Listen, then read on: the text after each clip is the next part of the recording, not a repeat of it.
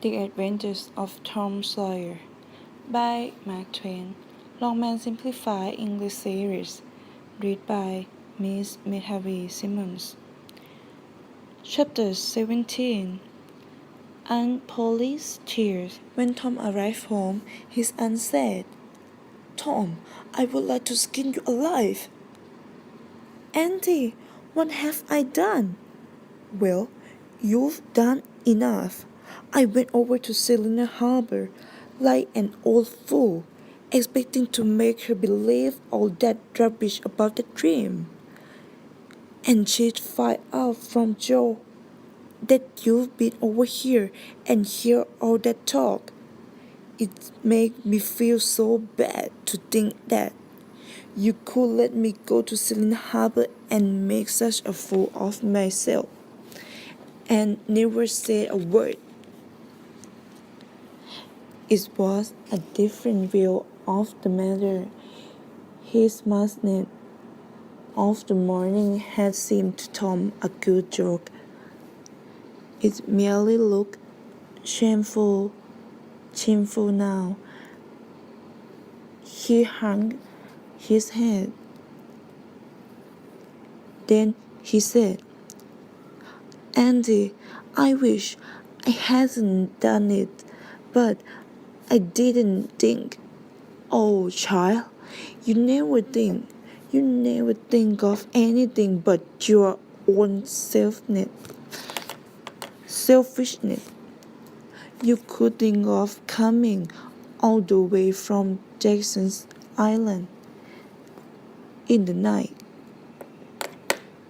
to laugh at our trouble and for deci- deceiving me with a lie about a dream, but you couldn't think of pitying us and saving us from sorrow." "Auntie, I know now that it was wrong, but I didn't mean to do wrong. I didn't really. And besides, I didn't come over here to laugh at you that night." "What did you come for, then?" "To tell you not to be anxious about us, because we hasn't been drawing. Tom, I would be the most thankful person in the world if I could believe that you ever hear such a good intention, but you know that you never come for that purpose, and I know it, Tom." "Really? I did, Auntie. I swear that I did." "Oh, Tom, don't lie. It only makes things 100 times wrong."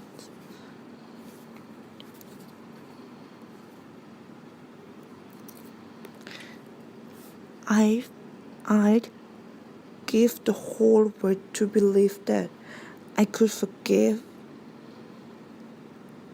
everything if that was true, Tom. But it isn't responsible because why did you tell me, child?" "Why, you see, Auntie, when you began talking about the funeral, I thought of coming and hiding in the church. It seemed such a wonderful idea that I couldn't give it up. So I just put the bark back in my pocket and kept quiet." "The bark?"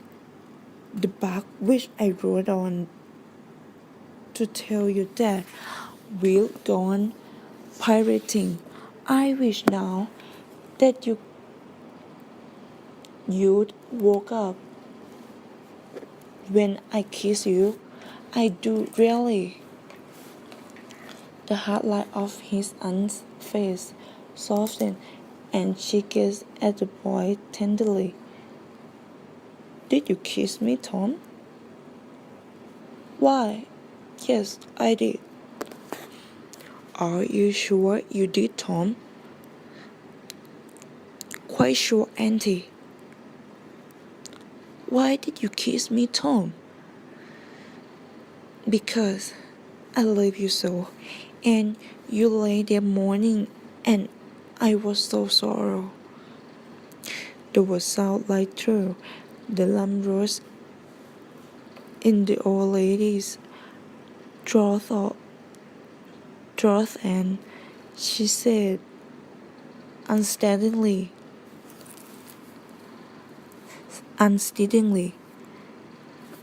kiss me again.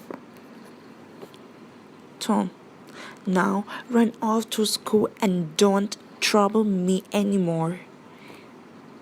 The moment he had gone, she ran to the cupboard and took out the ruined coat in which Tom had gone pirating.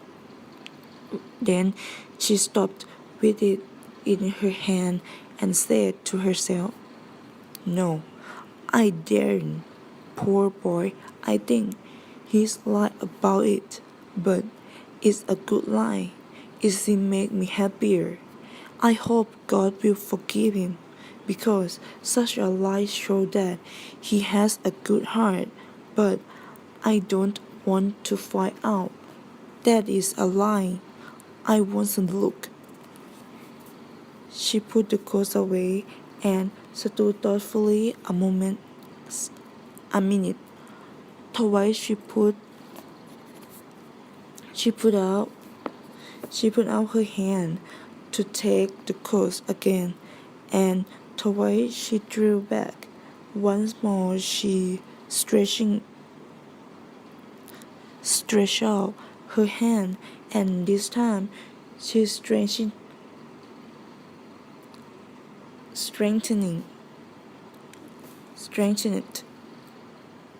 herself with the thought, "It's a good lie. I was let it grieve me." So she felt in the coat pocket. A moment later, she was reading Tom's piece of bark through flowing tears and saying, "I could forgive the boy.